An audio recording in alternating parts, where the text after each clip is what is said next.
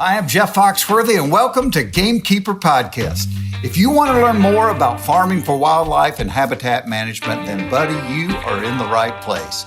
Join the Gamekeeper crew direct from Mossy Oak Land Enhancement Studio as they discuss the latest wildlife and habitat management practices, news, and, of course, hunting. There's no telling what you'll learn, but I'm going to tell you, I bet it's interesting. Enjoy. We're live in 3, 2, 1. All right, everybody. Here we are. Welcome, West Point, Mississippi. Back again. The turkey season's over. We're getting some rest. I feel like we were in here like a day ago or something. We were. Yeah. Lanny, what have you been? You've been missing the last couple of hours. Where have you been? I've been working on stuff. Getting stuff done? Yeah, that's what I do. I've been at the nursery actually counting trees. Look at there. Looking, we got some new inventory that is up on Shopify. So I was over there with Big Dave and Cody going through this year's crops. They're looking mighty good. We're releasing a few species for pre-order right now. They'll deliver in late September, early October. And then there should be another wave of pre-order inventory coming on in the next 2 to 3 weeks, which will be some of our unique species. Dudley's got to write a couple product descriptions, but got a couple new things. No, we'll get that. And the Chickasaw, the high demand stuff's coming up too. So, check us out. Well, what have you been doing today? I've been working. Yeah. I guess you've been planning a podcast. I've already taken some pre-order orders. Boom. Yeah, our phone actually started ringing again. Look at there. Well, Dudley and I have been doing our job. Yeah. What have you been doing? Well, it's been a challenge without internet and just now getting it back up. I had like 8 emails. I know you get 1 or 2 a day. Yeah. So, that's, Well, look, so let's quit. You got a lot to do. Let's quit with us. What did you think I was doing? I want to know. Well, I don't know. Maybe working out or something. David, sound familiar? All right, guys. Look, let me get it. Where have you on the internet? You've probably seen there was some guys out of South Alabama off the coast that caught a huge bull shark. Yeah. And you know why? Because we check the internet for that stuff all the time because we love to go down there and fish, and we hadn't had a chance to yet. So we have to live vicariously through the saltwater, through these kind of guys. Exactly right. Yeah, that's exactly right. So we asked Mitchell, our new young associate producer, he's under Richie's tutelage there to track y'all down. So we've got, through the magic of the Zoom, we've got Captain David Stiller, and we've got Captain Lew Childre. Come on. Welcome to the podcast, fellas.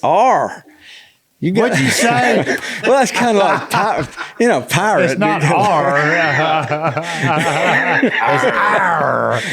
Yeah, okay. All right. That was pretty good. I love yelling that. You got the music blaring, and then you're about to go through the pass, or you're going through the pass. Yeah. And everybody starts doing that. That's right. Especially if you got you know what a Jolly Roger is? I do. You do know what a Jolly Roger is. Yeah. Oh, that's good. Well, guys, welcome to our show. Thank you. You know, one of my favorite things is to say, permission to come aboard, Captain. Okay. Do you even have a boat? Like if I'm down there fishing with somebody. You have a boat with a motor on it. A trolling motor. That's the best kind of boat is your friends. He bought a boat with a motor on it, and then he sold the motor. Yeah. And he hadn't replaced it. I don't know what the deal is. Well, I don't need it on a pond. It could be better. Half of my boats are in David's there you yard. go. I've got a couple of those in my yard. So before we get started, Lew, I'm looking at you, Lew Childre. When I was about 20 years old, I worked in a sporting goods store, and I got introduced to the finer fishing tackle. And we had some black Lew's reels. And they said on the box, Lew Childre. And when I would drive to Gulf Shores and go through Foley, I would see a little shop on the side of the road. And I always knew that's where they were made. Was that your grandfather? That was. Wow. He started in the cane pole business right after World War II and with my grandmother. And then he passed away in 78.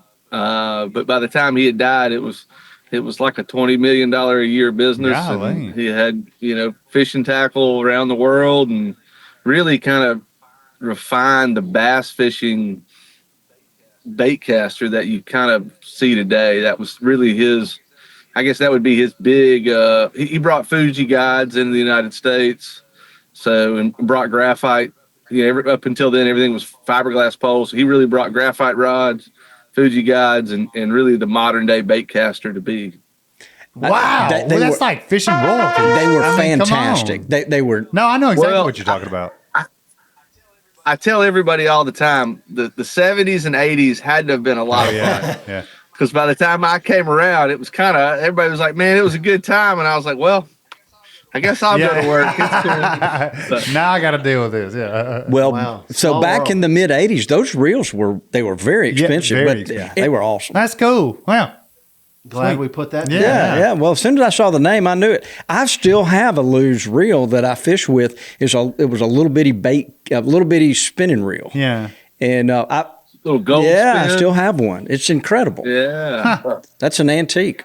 The guy that owns it, the business name it bounced around a little bit, and the patents and royalties, and then it landed with a gentleman that bought him named Lynn Reeves, and he's really recreated the current Lew's brand that you see now. I don't know that Lynn still owns the business or not, but he really is the one that has brought Lew's back in the last 10 to 15 years. And yeah, I'm really happy to see it back. You know, I own one new Lew's reel, and I actually like it, and I fish with it quite a bit. So it's kind of cool to have it come full circle, you know, and come back. Wow, So, that's a great story. Well, to close this loop, the new modern ones, I mean, they're real modern looking, and they're real fancy colorful rod. The young people like them. Yeah. But they kind of, if you know the old Lew's reel, it kind of has that look, a little bit of that Takes look you still back in to it too.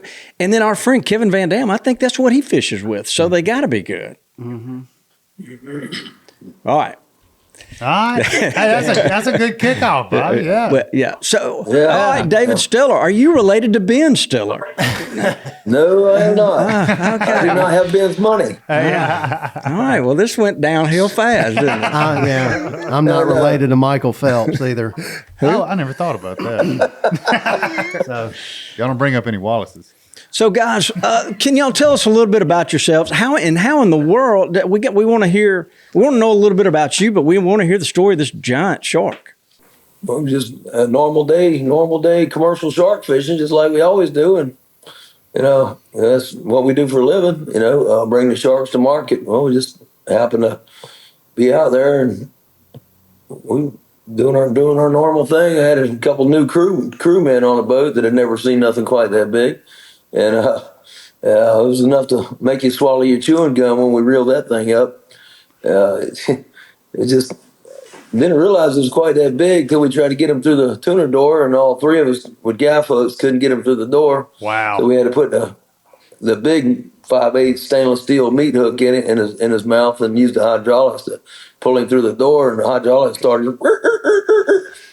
Hydraulic belt was squeaking and squealing, and we all had gaff hooks in him, and he's just kicking and jerking, and usually we'll stop him, you know, give him something to stop him in their tracks before we pull him through the door. But this thing was I didn't think he was that lively until we got the hook in him and got him up in the air, and then he started shaking the roller, the hydraulic reel that we have up above, up high in the boat. That thing started shaking, and I was like, man, we got to let him down quick before he rips all the aluminum bulwarks off.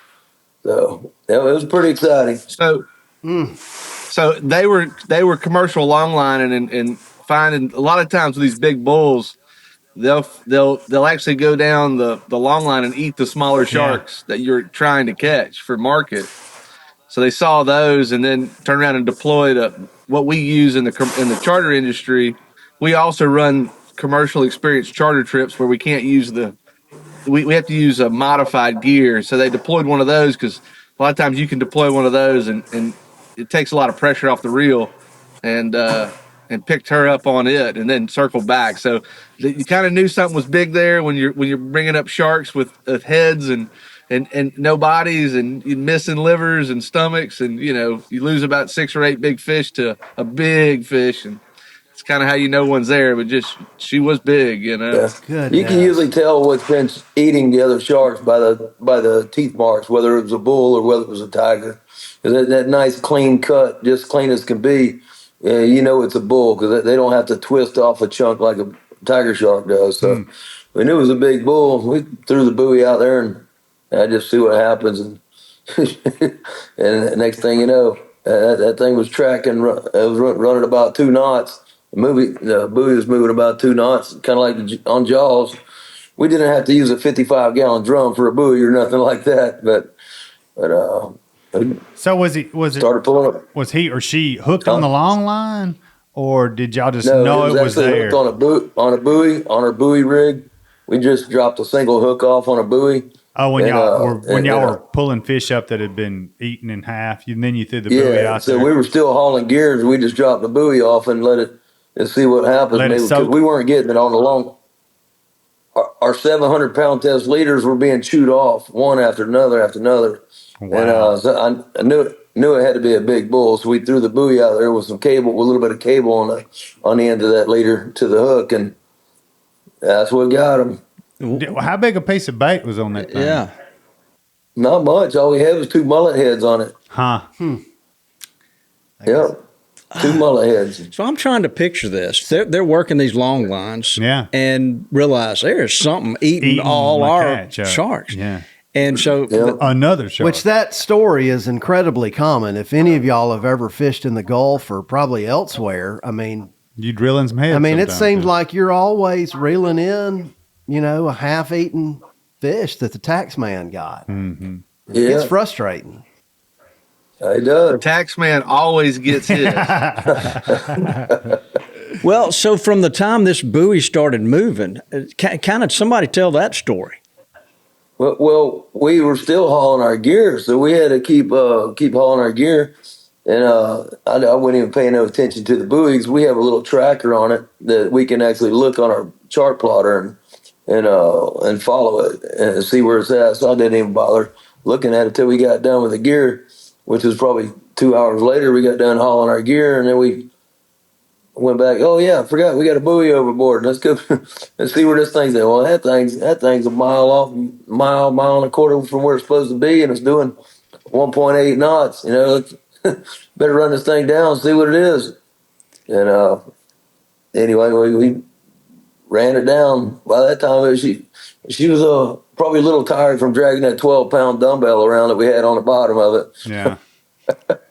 How big is this buoy? And is she pulling it under, or is it the buoy staying on top? No, the buoy's staying on top because we put enough lines that I knew the water wasn't going to be no more than 45, 50 feet where she could even get to by the time I got to her. And we had 80 feet of line. So we've got 2 buoys. That got the tracker buoy that stands up out of the water, and then it's hooked to another buoy that takes the strain and the tension. And this thing, and you had a weight on the bottom of it too? Oh yeah, we had a 12-pound dumbbell, a weight with a long line clipped just about 8 feet away from the end of the hook. So gotcha. And so, how deep was the hook? Do you think? I mean, it was only 20 foot of water. I see, it was about 25 foot of water when we dropped it off at. Gotcha. Interesting. Yeah. Wow, is that the biggest bull y'all seen? No. Is that right? Wow. Definitely not. Biggest one you caught? No, it's the biggest one we caught this year. That's pretty cool. Yeah. This year, the bulls haven't really moved in the bay good because of all the dredging and the outgoing tide or all the fresh water. Yeah, from the rain. They're coming up and. Yeah, exactly. A lot of fresh water, a lot of rainwater coming down, and then the dredging. They're pumping all that mud up in the bay, and then it's coming down the bay, and it'll clog them sharks. It'll clog their gills, and they can't breathe in that stuff. So they've got to maneuver around, do whatever they got to do. So the bull sharks really haven't been coming up in the bay to do their breeding. I don't know what they're doing, but they're definitely slow coming up in the bay this year. So, So when you guys, when y'all get all your gear in, you start looking for this buoy and you find it, how long till you get him in the boat? And I'm just guessing that the conversation between everybody is probably R-rated at this point. It's intense. Yeah. Yes. Yes. Sometimes what on our customer trips, I think we have to watch ourselves, make sure, trying to be professional, and then every explicit thing comes out of the customer's mouth, and you're like, well, at least I tried. So there goes that video. You're right. You know what I mean? Facebook will ban you for about 90% of what comes out of people's mouths. So it's a lot of times it's beep, beep, beep, beep, beep, beep, beep, beep. You know, Well, the You got a shark. 14-year-old sounds like girl. Roadrunner and Coyote. You know, You got a 14-year-old girl up there that's worked cuss. Got a mouth worse than a sailor. Shark will tend to do that to you. Yeah. So how long? It does. Oh, yeah. How long did it take to get on him and wear him down, and then finally get him in the boat? I think we handlined it. We handlined it up to the boat. It wasn't too bad. We just handlined it up to the boat. We had gloves on and stuff. That probably, I bet it only took 5 minutes to get it to the boat. And then we fiddle farted around with it for another 15 minutes trying to. Well, because I had 2 new crew members. When I got one or two good guys with me, it's no problem. We'd had them in a boat in like 30 seconds, or 2 minutes. But, you got a couple new guys, you're trying to explain it to them how to do it. This is what we're going to do. And you're trying to give them a little slack. Don't let I mean, it was only a 16-aught circle hook. So you put too much, you wrap it off on a cleat or something, he'll straighten that thing out and be gone in a heartbeat. So you got to kind of finagle it just right and then pass the line through the tuner door and then get a couple gaff hooks in his head. And we went to pulling, but he those peck fins were not coming through that door. So how much? I want to know the dimensions of this fish. How much did it weigh and all that stuff? well, David didn't weigh it because, of course, it was a commercial trip. But And the other thing is we do research. So immediately, really reason we keep a lot of those bigger fish is we do a lot of research for Mississippi Gulf Coast Marine Laboratories, and we do some stuff with Dolphin Island Sea Lab, and so immediately we go ahead and gut the fish, pull the stomach samples, the sexual organs, vertebrae samples out. So to get a real weight on the fish, we would have got a gutted weight, but last year, David, I didn't get to fish it because, of course, I had to work. But they caught the state record bull shark last year in the Dolphin Island Rodeo at 494, and this one was easily 50 to 80 pounds heavier. Easy. Yeah. Well, so. I didn't want to. It wasn't going to matter because it was caught on commercial gear anyway. It wasn't going to matter for a record, but I didn't want to beat any kind of record anyway, because whenever the Dolphin Island Rodeo or the deep sea rodeo comes around, whenever that time of the year comes around, these sharks aren't pregnant, so they're not 80 to 100 pounds heavier than they would have been. So it'd be a really hard one to beat, or almost impossible. Wow! I expect to beat it again this year. Yeah. Are you guys? What are y'all seeing with the sharks, and why do you think that they're people like Dudley's saying when he's out there, when he's trying to catch his flounder and he's reeling up a half a flounder? What's going on there? Lots of them. Yeah. Yes. So David's family really was pioneers in the shark fishing business. And down in Florida in the in the 50s, 60s, 70s. And really, the commercial shark fishing industry has almost been eliminated through various different things, by regulations and then congressional bans on shark fins, which sounds good, except we still catch the sharks and we throw the fins away. So we throw half the value of the fish away. But it's just there's nobody out there doing it.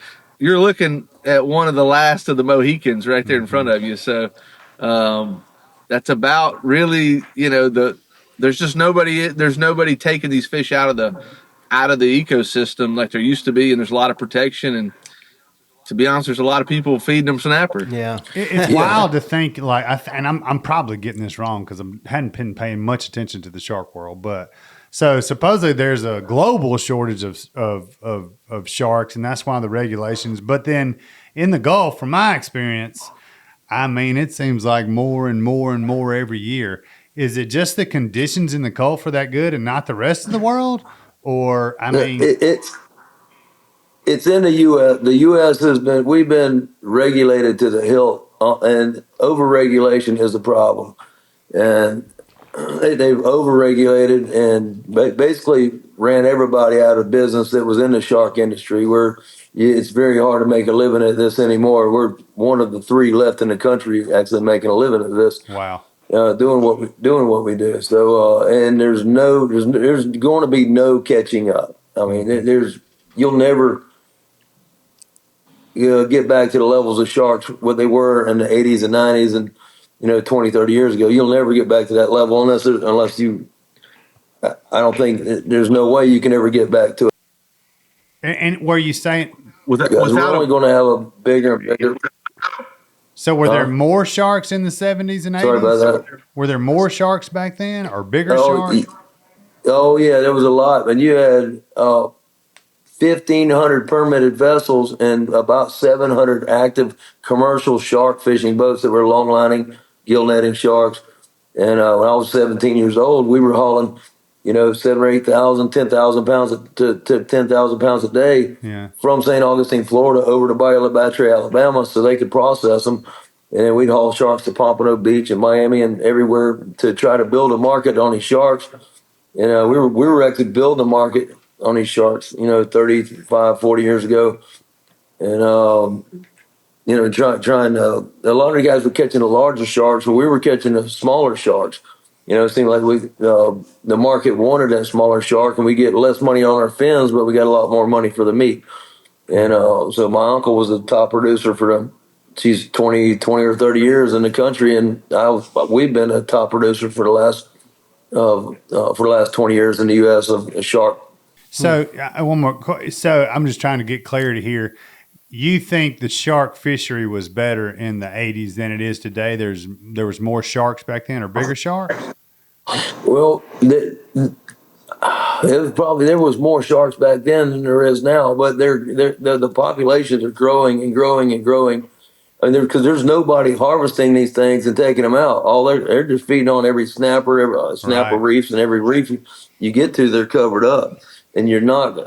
See, I'm fishing a fifth of the gear that I fished 10 years ago and catching the same amount of sharks. Yeah.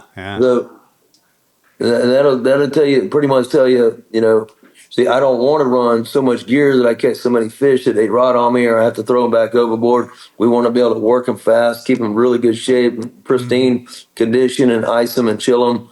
That way they're primo for the market, So, years ago we catch 10, 15, 20,000 pounds a night, but we can catch that many a night right now with no problem, but there's no need to because we don't have the market for it. And we're only fishing a fifth of gear.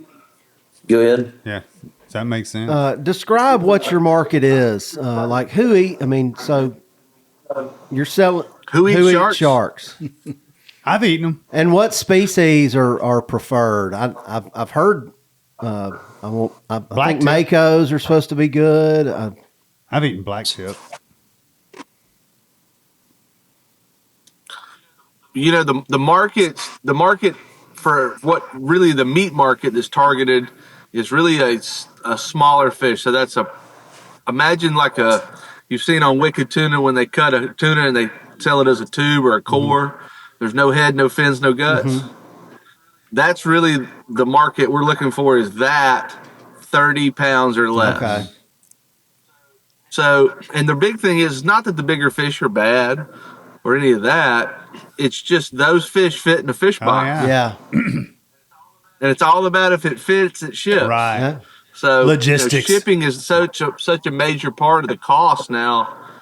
And that's what people are looking for, is a fish that fits in a fish box that they can move easy and it pallets well and those kind of things. So the species that David really is targeted and made a living on is really around the small coastal shark. The regulations are not as overly burdensome on the small coastal. So that's going to be your bonnet heads, your fine tooth, which is primarily what he targets.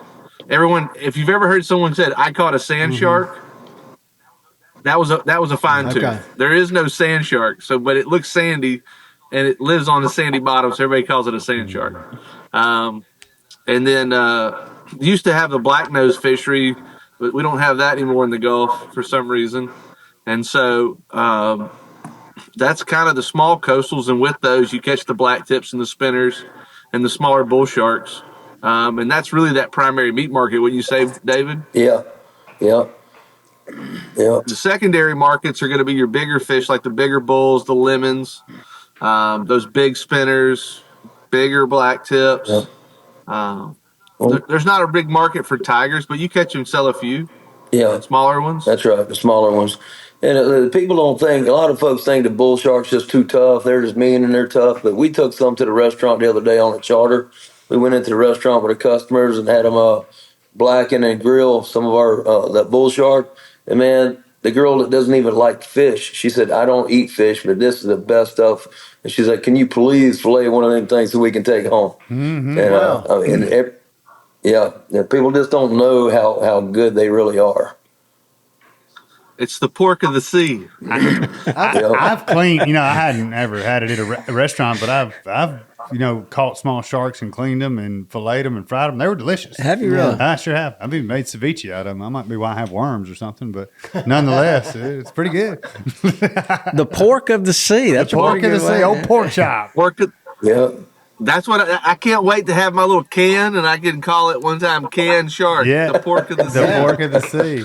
I like it. Start a new trend. So, David, you're kind of... We've got a customer that we're working with. He's up there towards y'all up near Pulaski, Tennessee, that we're about to send some samples to, and he does jerky and some other products, and maybe looking at doing some like shark sausage and shark patties. And I used to make a shark burger. It grinds great and it's delicious, and it's way better than a turkey burger. I don't know if y'all have ever had a turkey burger. That is a greasy no turkey burger here. I tell you what, I'm in full agreement with that. Have you never my wild turkey burgers that are ground with bacon are delicious. That's different. Well, I mean that's different. That's different. Y'all ain't not putting enough bacon in y'all's turkey. I can tell you right now. We're gonna try some shark with bacon. That's what it's got to be. So you put enough pig belly in anything, you know what I mean? It'll taste good. So are you mixing any fat when you're grinding that shark for a burger? No. Maybe put an egg or something in there as binder? You don't have to put any binder because the connective tissue is between the meat layers, especially those bigger sharks. When you grind it up, it holds the burger perfect. And it really doesn't have a taste, so you better put all your seasonings in it. But man, when you cook it, it cooks really good. The trick part is not to overcook it, because it's not pink and turns brown. It just is white. Right. But it's delicious. I'm in. I'm in. Yeah. So, David, you're like the first package of Apex shark burgers, we'll send to Mossy Oak to have y'all trial them and put it on the way. We all about eating. Send them on, buddy. We will eat them for sure. I've been to North Mississippi. I know y'all boys don't eat. Yeah, that's all we do is eat. National pastime, right? That's exactly right. So, David, you're like a modern Quint from the movie Jaws. Oh, that's cool. That's what Lew calls me. That's what Lew calls me. It looks like he's got Jaws in that picture behind him. He does. Yeah. Actually, it was funny. I sat down here and then I was like, "Oh my goodness, I forgot that picture was behind me." It looks great since we're talking about sharks. I want to know more about how you guys operate. So you're commercial fishermen, but you also charter trips. Is that yes. Is that one and the same? Or are you taking clients out on your commercial trip, or are you going out in a different boat and using different gear? No, we're actually using the same boat, but different gear. Yeah. Okay. So it took me 2 years and a bajillion emails and a ton of phone calls to finally figure out that we couldn't do it in federal waters yet. But we're working on it. Okay. Yeah. And so I've sent emails all the way to Washington 100 times, and they tell me they're working on it. That sounds right. So however fast that happens, the speed of government. But state water, we're allowed to run a very unique, modified, certain thing that fits in a very tight regulation that took years to get it approved, and then we can run it that in only certain waters with a certain amount of hooks. And all that, so it's as commercial of an experience as the law will allow. Okay. So you're still long lining. I don't know if you can call it that, but I mean, this is a line with multiple hooks on it. It's actually called a modified bottom long line with a limited number of hooks. Okay, cool. That makes It's sense. the closest thing to a commercial trip you're ever going to get to see. Yeah. Okay. And so, do y'all have these long lines Now, out soaking before you take the clients, or do y'all actually go out and put them out and then wait long enough to check them?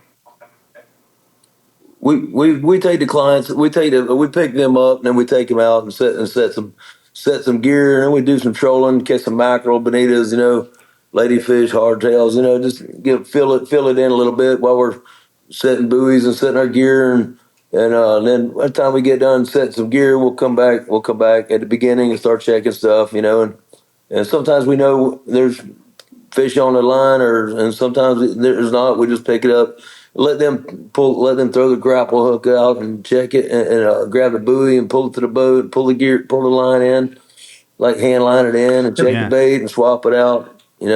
Huh? We just finally are supposed to get them in, but we've got these custom rods made that were supposed to be getting made like a couple months ago, but it's a buddy deal, so you can't rush it.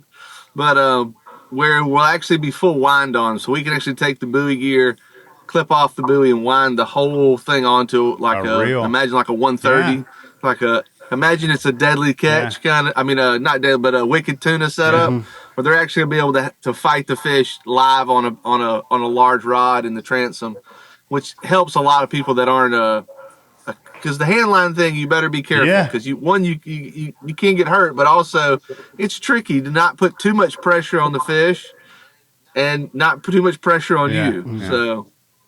Because if he's just lip hooked, we pulled one the other day. The guy turned around, he was pulling way too hard. I told him let it go, and he went to snatching on it and lost that 7-foot bull shark right there. We got some good pictures and video of it, and there he went. He was just hooked in the outer lip, Mm-hmm. Mm-hmm.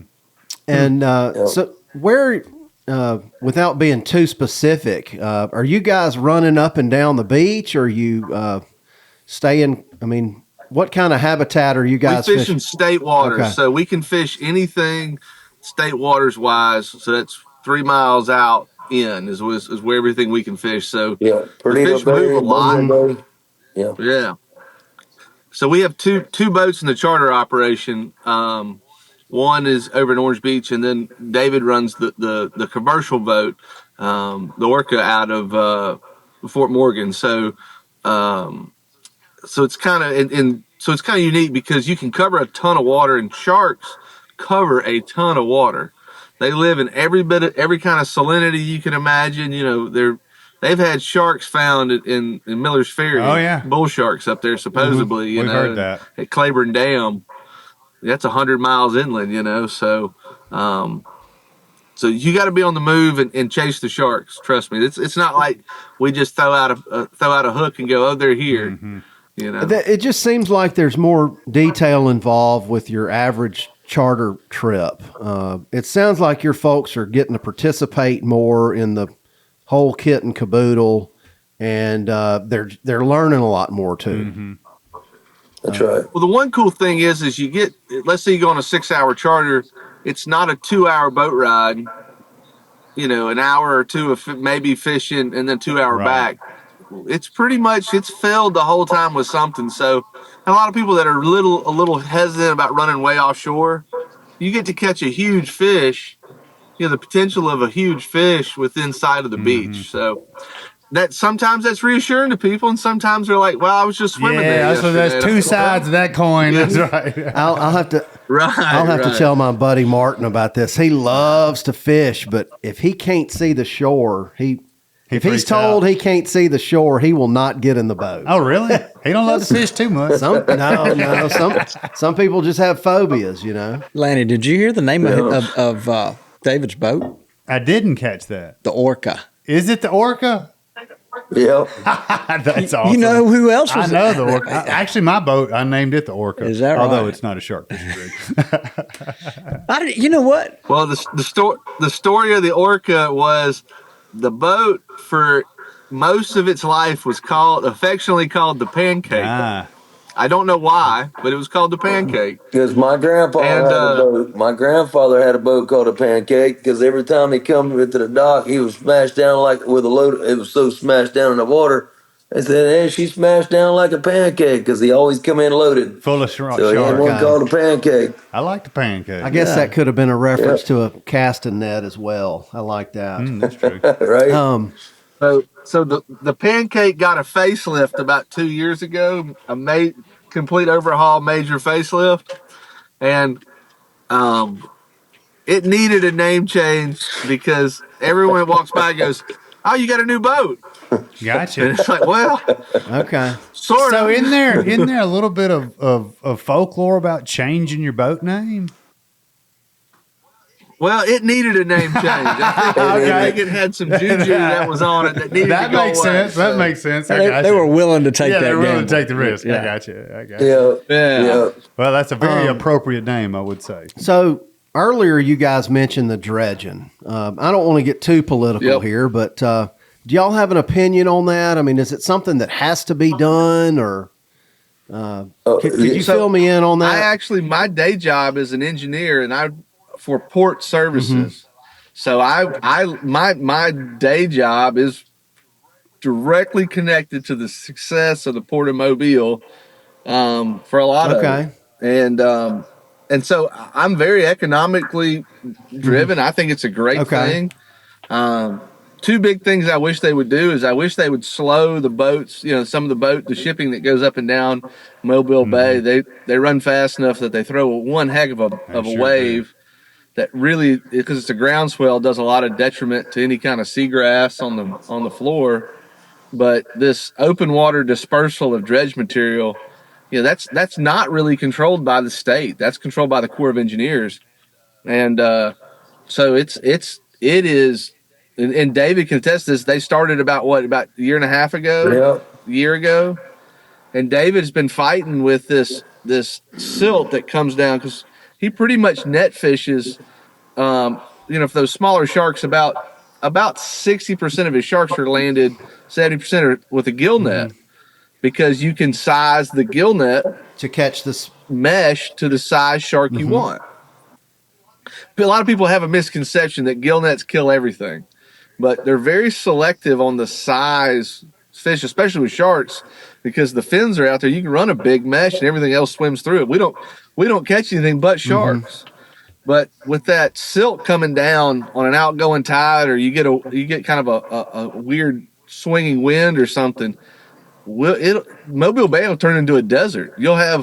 You've caught sharks there the last 2 weeks, David, and call me up and go, I batted a 0 in the same spot, and the net was covered in that black brown silt, and it's everywhere. Okay. So Yeah. just part of it, huh? Well, the thing is we're the only bay and port in the United States that is allowing this broadcast of dredge material. Okay.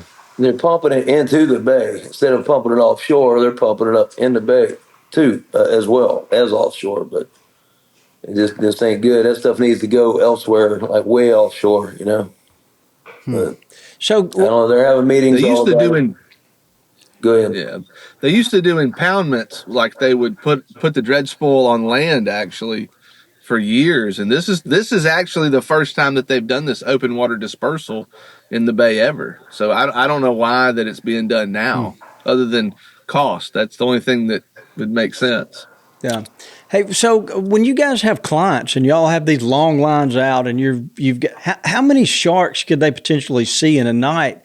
And do these clients, do most of them, do they behave and do what y'all tell them to do? Because it's got to be kind of somewhat dangerous, isn't it? The big thing is we have a good spiel that we give beforehand. David's done this a long time, and it's we're going to let you do as much as you'll allow yourself safely to do. So if even though you paid us, if you're acting up and not listening, you're going to get to watch. Okay. Some of our one of my best clients that's ever been is a girl from Arkansas that came with us, and she did an amazing job. And I didn't have to do anything. She pretty much baited all the hooks and deployed all the gear, pulled everything in, fought the sharks, everything. And really it was that she listened and she had a ball, and she's coming back here in about 2 weeks to fish with us again this year. And we've had the dads that's fired up, and you kind of got to settle them down. And I know all about that. And I love getting customers jazzed up. It's just keeping it within reason, just like anything in life. Don't get too high, don't get too low, or and enjoy life. So, Lanny, you'd get banished to the. And the boats are set up for it too. That's another thing. The boats are set up to be safe. So, a lot of our listeners go down to the Gulf in the summer and enjoy a week on the beach and may want to charter a trip. So, how do they get in touch with you guys? Sure. They can look us up on Facebook. We have a big Facebook presence. Okay. Thank God, because it's easy to post and stay, active and everything. And then they can actually go directly on the website. It's GulfCoastMonsterSharks.com. Okay. Hey, I like that. And then go under booking and book direct. And the internet has made some things very difficult, but it's made some things very easy. That's true. We've been experiencing that over the last 4 weeks. Without it is very difficult. Yeah, without you try to pay your power bill without a cell phone anymore. It's amazing how dependent we are on it. That's for sure. Well, I tell you, that sounds like a lot of fun. Oh, no doubt, sounds like a great time. And to their point, you're off the dock and fishing in no time. Yeah. Instead of riding and smelling That's right. fuel. It's a rush. It's a rush. Folks have had we've had a lot of positive feedback. I've only been doing it for a year and a half now. We've had a number of repeat customers and people just having a ball. Saying, "Man, I'm definitely coming back. I can't wait." And that's what it's all about: making customers, making them smile and have a good time, and where they want to come back and do something kind of wild and crazy they've never got to do it before in their life. And sharks are pretty regulated. I think if you're going to have to do a lot of homework if you want to go out and do it yourself. I bet there's some species you're not even allowed to target. Some states don't even allow you to shore fish for sure. Is that right? No. That's right. Well, that's a kind of a weird thing. If you read a lot of the literature that's put out in the state of Alabama, you can't fish off the beach for sharks. But legally, you can do that. The state regulation says that you have a state fishing license you paid for, and if you're standing in the water, you're in state land. So there's some municipalities back and forth that want to argue that for it, against it. The beautiful part about us is we're on the boat, so we're state. Yeah. But the big one is there's a couple of species that look very similar. So there's a lot of people that'll tell us, "Oh, we caught a bull shark," and we'll look at it and go, "You might want to take that picture off of the internet because that's a sandbar." Yeah. Mm-hmm. Sandbar is we're actually a part of the sandbar research fishery. So we've got a couple of trips we got to run in the next couple of weeks where only 3 vessels. Actually, I should say 4 vessels and 3 groups are allowed to catch them here in all the United States. And they have to have an observer on the boat. They're measured, sexual organs taken. It's about like pup research and figuring out, how many pups these fish are having. Are they sexually mature, immature, size, health? So we're part of that study. But outside of that, if somebody goes, "Hey man, I got a sandbar skull," you go, be careful. Keep it. Yeah. So, it's like keeping a feather or a claw off an eagle or something. You just can't do it. Right. Richie, you might want to... Unless you've bought it from David Stiller, it's not legal to have it. So. Richie, you might want to get with them and try to make a television show about some of that research. Yeah, that'd be great. That's some gamekeeper stuff right there for sure. Put Richie on a hook with a camera and let him get down in there with them. Kids. Hey, look, man. We'll let anybody over. Just know if they don't come back, accidents happen. I'm not liable for anything. What's the craziest shark y'all have caught? Or is there? Would you? I mean, I'm hoping. Got to have a best shark story. Yeah, you got to tell us something like that. Well, David, you got to name the big ones of the species because you got that picture of that like 17 or 18 foot hammerhead you caught down in Florida, right? Yeah. Well, it was just one deckhand and I. We were on my little 27-foot boat, long liners with sharks, and this night in particular, we must have had over 79 or 10-foot nurse sharks, and with no value at all to them, and you can't hardly get them on a boat. They're a big pain in the butt. They stay alive. They just, they were not killing them, but we're trying to it was just having to fight these things because I want my hook back, and we're trying to get them. We finally got to where we had to just, it probably took 8 hours to get fighting all these sharks and trying to get our hooks back. Finally got to where we were just cutting all the hooks off. And then we get this thing, like, what in the world? The line was just all fouled up and messed up. And we probably pulled a half a mile of line on the deck by hand. And he pulls this, and my deckhand, he was a 22-year-old mean machine, boy. He was just a beast. And he was hand pulling this thing as hard as he could. And as this, I'd never seen a 17-foot hammerhead before, and with his dorsal fin to come up past your belly button, and we got him up alongside the boat, and that was a pretty good thrashing going on. We had to put him on a buoy and let him take off, and then finish hauling our gear. Then we went and chased the buoy down and got him alongside and tied him up alongside, and 17-footer alongside a 27-foot boat, and it's still pretty monstrous. Yeah. And get to the fish house, and we lifted him up with a forklift, and there was no scale to weigh him, so we never got a weight on the thing, and it was it was pretty exciting. That was one of them. Yeah, I would think so. 17. That's a I'm big, sure there's a model or something where you can compare the length and get an approximate weight. I'm sure there would be. Yeah. That tiger shark last year when we had the buoys out right off the Orange Beach, we went to the east and dropped three buoys, and went to the west and dropped 4 more. We only had 7 buoys out. And by the time we got to the pass, the girls wanted to go to the island and have a little island day while the buoys were just fishing. And so we were going to do that. But before we got to the pass, one of the buoys was 1.5 miles offshore. So we better go check it. We got out there, and sure enough, it took us forever at 7.5 knots with that slow boat to get out there to it. But we get out there to it, and by this time it's like 2 3/4 miles offshore, and we got to it. And I fought it some. I let the girl's dad, he's a military fella, let him fight it. And man, this thing, when it's come around with his head hit the stern of the boat, the whole boat shook.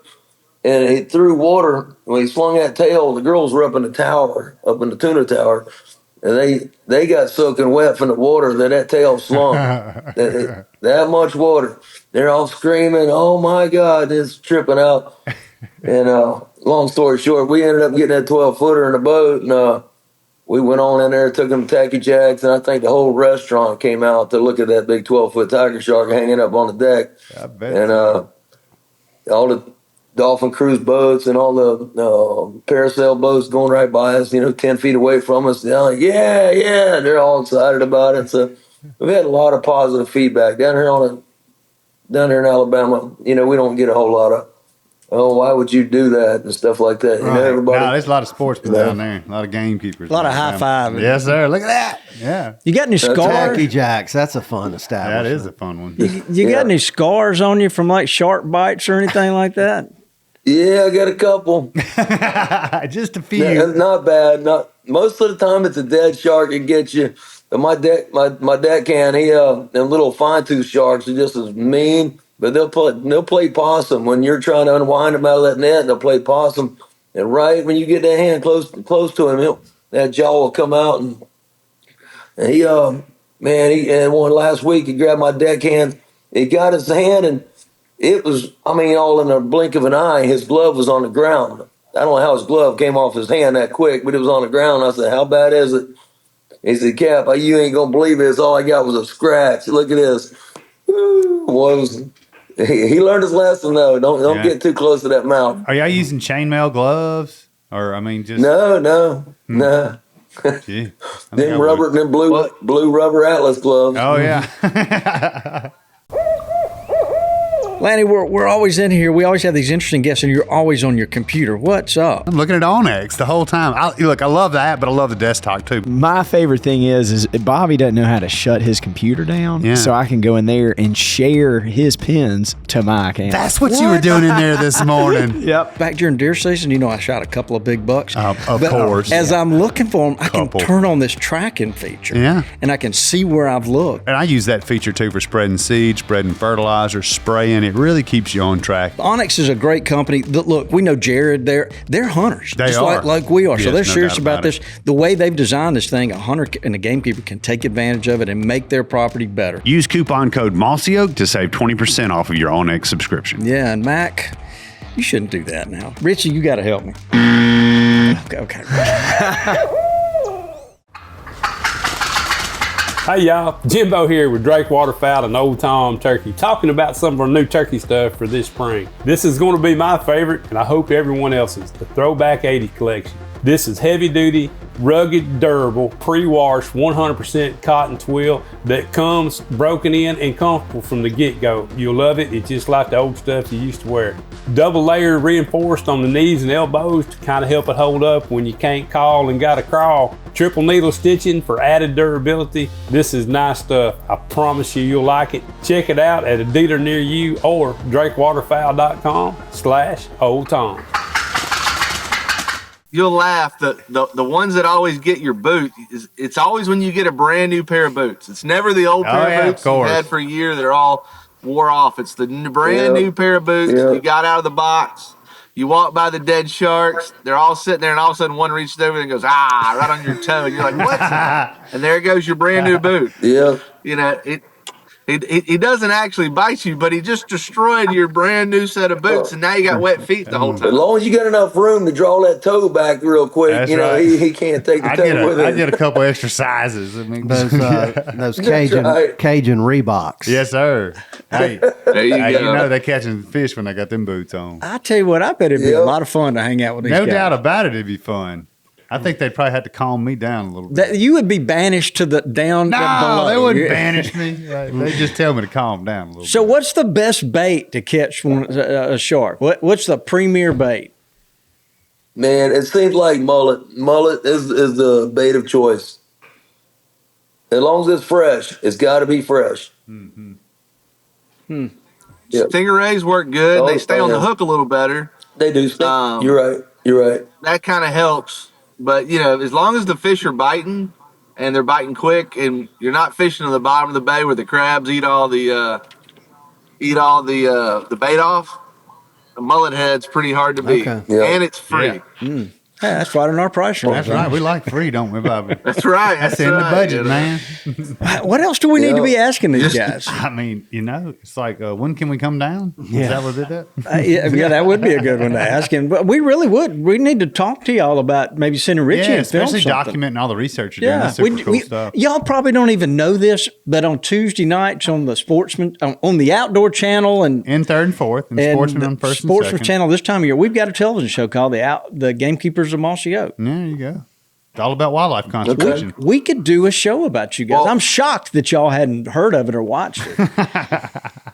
Well, you know, They're fishing. if it makes you feel any better, David's fishes over 200 days a year, and I didn't own a TV until I met my wife, and we got the good old rabbit ears and no internet. Hey, good So for you. Even though we live in society, you would think that, you know, us backwooders, you know, don't. But so I get my internet fix either off the phone or, you know, my boss didn't hear this, but it worked. Well, I've got 4 TVs. They just don't ever get turned on. I'm the same way. But you got to be home to turn them on. I agree. Sound like they out fishing and working. Yeah. All right. Living the good life. Let's do this. We've got a trivia question for you guys, and Okay. so we'll ask y'all this. We're going to send y'all some shirts. We need before y'all get off. We'll get your sizes and a shipping address. But first, Mitchell, who has won prizes? Today's big winner is LC Nelly 31. LC Nelly. They won a Companions t-shirt. Ah. Okay. And then Logan Mill 68, 9 pound 50 ounce, 9 pounds 5 ounce. 5 ounce. Yeah, that's a big bass, I think. Oh, yes. And Clemson Whitetail all won a nutrient measuring cup. Okay. And some additional Additional Fancy caps. swag. Yeah. So Now, those measuring cups are great, though. they really are. All right, so we got that out of Bobby the way. might sign it too. Ooh. I bet y'all love bull peanuts, don't you? Do I eat bull peanuts? I'm asking. Just like we eat There's a crawfish. There's a fruit stand literally like a stone's throw from my house. Gloria's fruit stand down there in Bell I know where Fountain. that thing is. And that's a little plug for them. Okay. And they have the best bowl of peanuts in the world. So you go by there and you get these bowl of peanuts. The problem is I try to eat them before someone sees me eating them. Your wife? So I try to eat them before I go to work because then somebody's going to eat on my bowl of peanuts. I must have driven by your house several times. I know exactly where that fruit stand is. If you go right between the churches, I'm the first house. Okay, I'm gonna come honk at you. Yeah. So if you don't have a little local store like that, everywhere else you can get these amazing peanuts from it's called the Peanut Patch. That's right. They got every Cajun convenience store. and original. Yep. And you can go just about any gas station around, and they've got a hot pot, and you can fill up your cup with them, and enjoy them. That's put them in your cup holder and throw the shells. We out the would window. we would be sending some samples out, but we ate them all. Yeah. So we're gonna have to get another shipment. I cheated on Gloria's last week with the peanut patch. If it makes Man, y'all they're feel any delicious. better. My kids love them. I love them. It's good stuff. Yeah, They're good for fishing trips too. Good for no doubt. Great for fishing trips. They Just are. in our river gear every time. All right, so let's go. Hit it, Mitch. So the trivia question. So think about the propeller of a boat motor. What is the fluke of a propeller? The fluke, FLUKE. Yes. What is the What fluke? is the fluke of a propeller? Lou's the engineer. That's the blade. That's the blade of the propeller. Well, Yes, the blade is a fluke. Yes, it's the blade of the propeller that digs into the water. No, the bottom one. That curved part of the blade. Oh yeah, right there. yeah. That y'all nailed it. There it There is. you go. They looked a little confused. go. They though. wanted to be right. I get it. We do the same thing. We're like, I was like, is there something else? Is there? The prop is the whole thing. Okay, is that right? Yeah. Right. And then each blade is You have called a- a fluke. You have the No, fluke. the pitch of- curve, and the pitch hub. the pitch of The pitch is of the blade. fluke. Yeah. Okay. Yeah, that was kind of. All right, so y'all won. So All we'll right. get y'all some shirts out to you. Yeah. That was a kind of a tough question. That was a though. good one. Thanks, But they Lou. got it. It was a fluke. Yeah. It was a fluke. Thanks for winning for us, Lou. Sorry about that. Bobby has flukes. Yes, he does. You fish with the I fluke, love don't to you? fish with flukes. You So, love to yeah, fish they're with one of my favorites. So, Yeah. well, guys, we've enjoyed this. Yeah, y'all are fun. That's fun. Sweet. Yeah. We'll put your contact Looking forward to taking you. Yeah, let's go. Well, I think it's something we should look at. We should send Mitch or Richie or somebody, but because if you're only one of three vessels doing something We like need to that, document it. Yeah. for sure. Yeah, no doubt about it. And look, every guy in this part of the South, and that's in that 2 or 3 hour barrier from the coast, needs a buddy on the coast. Oh yeah. Yeah, that's just the way it is. So. And they can That's come right. up and Kill Bobby's turkeys. shoot. I was Yeah. gonna say come shoot a few of your deer, and Yeah. then you can go down there and Yeah. have put some fun. gas in their boat, and they can take you fishing. And that's right. Sweet. I'll take the deer meat. Are you in? Yeah. If you're in on deer meat, we're good. I'm in on the deer meat. We're good. Yeah. All right. Lanny, you just got a new friend. Yeah, we do. All Yeah. right. This is great. We got plenty of deer. Well, look, so I did. Now, if you said crappie fishing, I'm in. Well, we got I'm those in too. now. That's good. We got a few. Meat haul for a meat haul. I Good like it. trade. That's a good trade. That'll work. Well, look, the one thing that we like, and through this podcast, that I'm hoping y'all will start listening to when you're traveling out on the water with your clients, you could play it for them instead of having to entertain them all the time. You could let us entertain them. That's right. But That'd be good. we enjoy meeting people that are real passionate about what they do, and I can see it. You guys are the real you're deal. really into this, and you know what you're doing, know what you're talking about, and it's a lot of fun to talk to you. Yeah, and thank you all for taking time out of your busy day. I mean, Yeah. y'all could have been. Hey, and thanks for the research you're doing out there in the Gulf too. I mean, that's hugely important, and I think Alabama does a really good job of managing their wild game resources. So, We're going to see in the next couple of years, I think, some changes happen in the shark fishery, the regulations, that are going to help bring more people into enjoying them, and also, help us as commercial people to share them more. A lot of our markets are up north, and we're trying to get some of these markets closer to home and more domestic. And I think shark's a great product. Yeah. A lot of people talk about mercury but they're full of selenium, which is good for your brain, and it offsets the mercury uptake. And So God gave them to us to eat, and it's the pork. I like it. There's no doubt about that. Selenium's like one of the new cool supplements to take. Yeah, I'm gonna have to try some of that. Yeah. That's the new ginkgo for your Thinko. That's it. Ginkgo for your Thinkos. I wish I had a scar though that I could show David and tell him this was from some fishing adventure. I got a scar from it or something, but I don't. No, you're not that guy. Well, you got that scar from when you were having a manicure. Well, I had a paper cut. Yeah, you did have a paper cut one time. You do have a hangnail. You could show him a picture of that because you've been bitching about that for a couple of weeks. Yeah, these guys are definitely good friends. It's rough around here. Oh yeah. All right, guys, we're gonna let y'all go. Thank you so much for being here. This is great stuff. Yeah, go in there and get anything you want. Appreciate at Bucky's on us. We'll take care of it. I bet they got some peanut bags. Hey, and when y'all come up to go collect meat, bring us some of them $2 shrimp. Yeah, we like that. You got $2 shrimp. I don't know where you've been getting any $2 shrimp at, but the price has gone up. It sure has. Yeah. Oh well. All right. Well, look. We love our friends on the river, and man, when you come to South Alabama, come to Bon Secours River. Come see our friends at Aquila, Safe Harbor Seafood, Billy's, and come get some of them right off the river. All right, we'll do it. That's right. I know right where that is too. Yeah. Well, this is just like a food finding podcast. I'm all here, about the belly, that's for sure. Well, look, let me just say this. Captain David Stiller, Captain Lew Childre, we have enjoyed talking to you guys. Apex Fishing Charters, we'll have to get in touch with you in the show notes. Yeah, plug that in the show notes. Thank y'all so much. Y'all be safe out there. Put on your sunscreen. All right. Well, it's hard to get burnt when you fish at night a lot, but you know what? Sometimes when you're doing fiberglass work, you look like him. My ears are fried right now. I bet so. All right, guys. Yeah, I just totally went over my head about fishing at night and you did. and all that. So it's okay. Get that moon burn going. It gets buddy sometimes. Yeah. All right, guys. Thank y'all. Yeah, thanks for being here, fellas. Thank you. Take care, guys. Yeah. Thank y'all. Say goodbye, Dudley. Goodbye, Dudley. Get us out of here, Mitchell. Thanks for tuning in to this week's episode of the Gamekeeper Podcast. And be sure to tune in again. Subscribe to Gamekeeper Farming for Wildlife magazine and don't miss the Mossy Oak Properties Fistful of Dirt podcast with my good buddy, Ronnie Cuz Strickland.